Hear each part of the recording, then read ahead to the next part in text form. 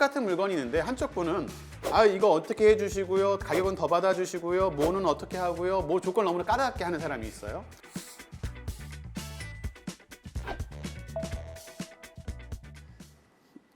네, 안녕하세요. 이번 시간에는요, 가장 걱정하시는 명도에 대해서 한번 말씀드려 보려고 합니다. 한번 잘 들어보시면 명도하시는데 도움이 되실 거예요. 저도 사실은 명도가 되게 어렵다고 생각했던 사람 중에 한 명이거든요. 중요한 포인트 두 가지를 한번 설명해 드리도록 하겠습니다. 첫 번째는 사람과 사람의 관계니까 좀 부드럽게 해서 상대방의 마음을 좀 이해해 주시려고 노력하는 게 굉장히 중요하다고 생각합니다.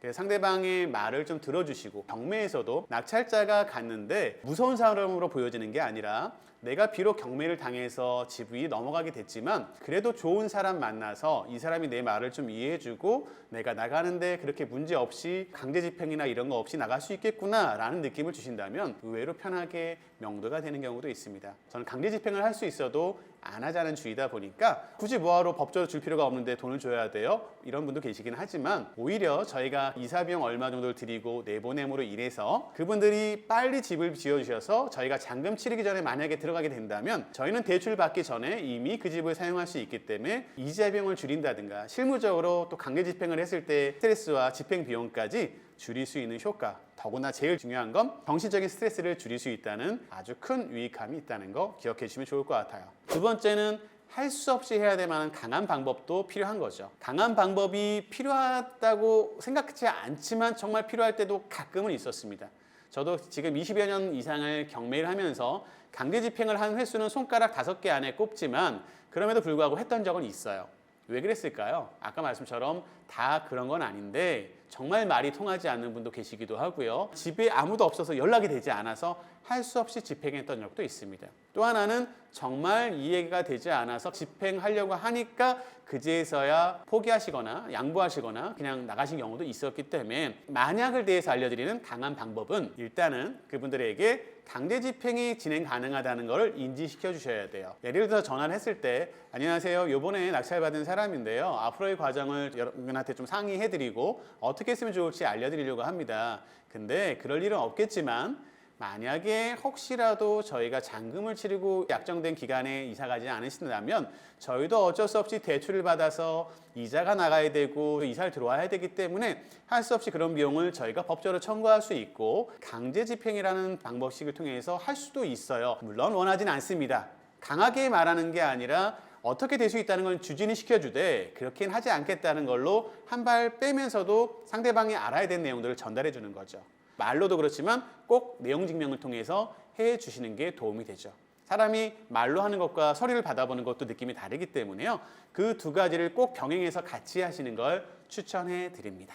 근데 사실은 아세요? 경매 당하셨던 채무자분들의 99%는 다 알고 계세요. 왜요? 이미 알아보셨거든요. 그래서 그분들도 마음속에는 내가 언젠가 나가야 되는구나, 시간이 필요하지만 나갈 수밖에 없다는 건 인지하고 계십니다. 그 가운데서도 속상하니까 원망을 하거나 신세한탄을 한다라고 생각해도 좋을 것 같아요.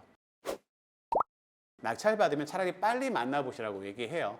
그래야 잔금 치를 때까지 시간도 드릴 수 있고 잔금 치르고도 오래 걸리지 않아서 나가는 부분을 협의할 수 있으니까요. 꼭 돈을 드리는 게 전부는 아닙니다. 법적으로 줄 필요가 없어요. 근데 왜 달라고 하세요? 빨리 나가세요. 이렇게 해서 하는 분도 있긴 하지만 그냥 역지사지로 그분 마음을 이해해 주셔서 시간을 조금 드린다든가, 이사 비용을 만약에 100만 원, 200만 원, 300만 원 평소에 따라 다르니까 예상을 하셨다면 그 금액에 대한 건 혹시라도 생길 수 있는 강제 집행에 대한 비용을 기준이 돼야 되고요. 그 비용을 주시는 게 아니라 시간을 좀 주시는 거죠. 근데 시간이 너무 길어지면 안 됩니다. 왜 그러냐면 인도명령이라는 법적 절차가 6개월 안에 진행해야 되기 때문에 개인적으로는 맥시멈 3개월 이상을 추천하지 않습니다. 그 안에 차라리 이사갈 공간을 만들어주시는 방법도 하나의 방법은 되겠죠. 그리고 두 번째로 요새 경기가 어렵다 보니까 상가 부분에서도 굉장히 많이 낙찰 받기도 하고 또 꺼려 하시기도 하지만, 근데 정확한 건 전 20년 동안 해봐서 상가에 대한 걸 잘 알거든요. 근데 상가는 방법이 여러 가지가 있지만 쉽지 않은 건 사실이에요. 그래서 임차인들과 만날 때 상가도 세입자가 나가기 되게 힘들어하는 경우가 있죠. 뭐가 있을까요? 내가 시설 투자비가 있는데 이거 시설 투자비 어떡할 거야? 권리금 주세요. 이런 경우도 간혹 있기도 해요. 흔한 케이스는 아닙니다만 그럴 경우에 어떻게 하면 좋을지 한번 설명 한번 드려보겠습니다. 주거용은 아니지만 이 상가에서 권리금이라는 게 있잖아요. 내가 거기서 임대를 했고 시설 투자를 했는데 경매를 당해서 이걸 하나도 돈 못 받고 나가야 된다니까 너무나 억울할 수 있겠죠. 근데 안타깝지만 이 경매를 아셔야 되는 게 내가 거꾸로 당할 수 있다는 입장에서 봤을 때는 항상 이 부분은 언제나 있을 수 있다는 것을 염두에 두셔야 돼요. 특히 창업하시는 분들은 꼭 알고 계셔야 됩니다. 그래서 내가 권리비를 주장할 수는 없습니다. 좋은 방법이 한 두 가지가 있을 것 같아요. 첫 번째는 똑같이 제 부가티 킴의 스타일은 온건하게 좋게 해결하는 스타일이 먼저입니다. 그동안 손해보셨을 텐데요. 보증금이 5천만 원에 월세를 300만 원씩 안 내셨다면 대부분 경매가 내서 300만 원씩을 내시는 분은 있을까요? 없을까요? 없죠. 경매가 진행되는 동안 최소한 6개월에서 1년이 걸리고 요새는 1년이 넘게도 걸립니다. 그렇다면 10개월만 돼도 3천만 원 정도의 월세를 안 내셨다는 거니까 실질적으로 이분이 손해본 보증금은 한 2천만 원 정도인 거예요. 거기에 그러면 제가 잔금을 좀 늦게 치를게요. 또는 잔금 치르고 아까처럼 시간을 좀 더 드릴 테니까 원래 월세 내셨어야 될 부분을 덜 내시게 되니까 그만큼 어떻게 보면 비용을 좀 만회하시는 거잖아요. 그렇게 해서 하실 수도 있고 이건 별도의 방법이지만 내가 낙찰자가 확실하게 됐다고 하면 권리금 받고 누구한테 파시라고 할 수까지는 없지만 최소한의 사람을 연결해서 사실은 반대로 낙찰받고 나서는 강제 집행을 하게 되면 그냥 나가셔야 되잖아요. 그리고 원상복구까지 하실 의무는 없지만 거꾸로 시설비 하나 못 받아 가시니까 세입자 입장에서는 어떻게 하는 게 좋을까요? 오히려 낙찰자랑 재계약하는 게 좋은 겁니다. 재계약을 해야 그나마 권리금을 받을 수 있는 거죠. 낙찰받고 본인을 나가라고 하는 게 아닙니다. 저는 월세 받는 게 주 목적이죠. 상가는.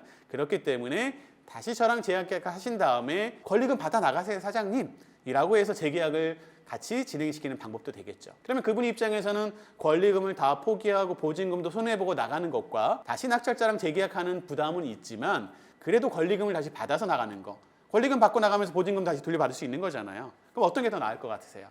당연히 세입자 입장에서도 그렇게 하는 게 더 나은 거죠. 그렇게 해서 낙찰자는 새로운 세입자를 얻거나 그분과 재계약을 함으로 해서 이자 빼고 월세 버는 목적을 이루게 되는 거고요.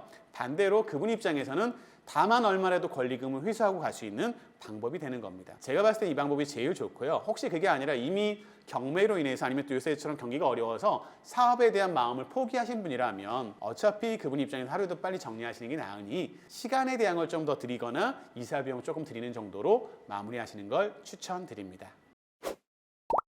그리고 또 중요한 것 중에 하나가 부동산에서 아까 말씀드린 것처럼 어떻게 해야 갖고 있는 물건을 판매, 매도하거나 임대하는지에 대해서도 한번 좀 알려드리려고 해요. 제가 그동안 했던 거는 동일합니다. 어렵지 않습니다. 어떻게 해요? 매수할 때는 내가 살 것처럼이라고 한 것처럼 반대로 팔면 나는 수고하신 공인중개사분한테 수수료를 제대로 다 드릴 거다라는 이미지를 심어주시면 굉장히 좋아하십니다.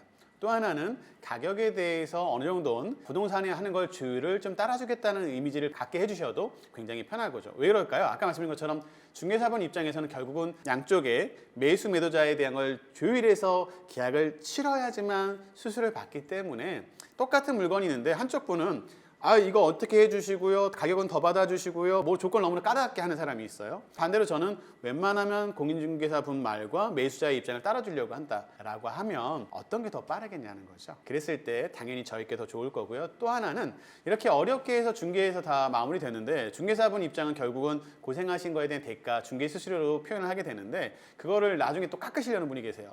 처음에 아무 말 안 하다가 나중에 너무 했으니 한 것도 없지 않냐라는 게 좀 살짝 긁으시면서 그러면 될까요? 아니요. 그건 아닌 것 같아요. 오히려 반대로 정확한 의사표시. 저는 법정 수수료 몇 프로까지, 법정은 0.4에서 9까지 아마 조율로 알고 있는데 미리부터 0.9%까지 법정을 최대한 다 드릴게요 라고 한다면 이렇게 말 많고 잘 어떻게 될지 모르는 사람과 제대로 주는 사람 누구 걸 먼저 팔겠습니까? 입장 바꿔 생각해 보시면 저 같아도 여기를 먼저 할 것 같거든요.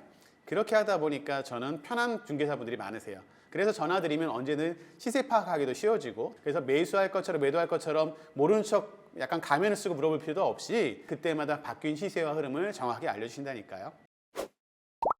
우리가 정말 말 한마디 때문에 문제되는 게 많잖아요. 우리가 용기 내지 못해서 전화 통하지 못했던 것 또는 우리가 말하고 싶었지만 차마 떨려서 못했던 거, 오늘 말씀드렸던 모든 내용들을 한번 잘 정리하셔서 체크리스트처럼 한번 적어서 여러분도 한번 시도해 보시는 건 어떨까요? 그 말 한마디가 여러분들의 큰 자산을 지키는 좋은 방법이 될 것 같습니다. 앞으로도 계속 꾸준히 관심 가져주시고 저희 유튜브 채널 구독과 좋아요 부탁드리겠습니다. 작은 성의 표시도 괜찮을 것 같아요. 그런 마음의 정을 해드릴 수 있는 어떤 것들을 해주신다고 하면 저 같아도 그분이 더 생각날 것 같거든요. 모든 마음은 다 똑같을 것 같습니다.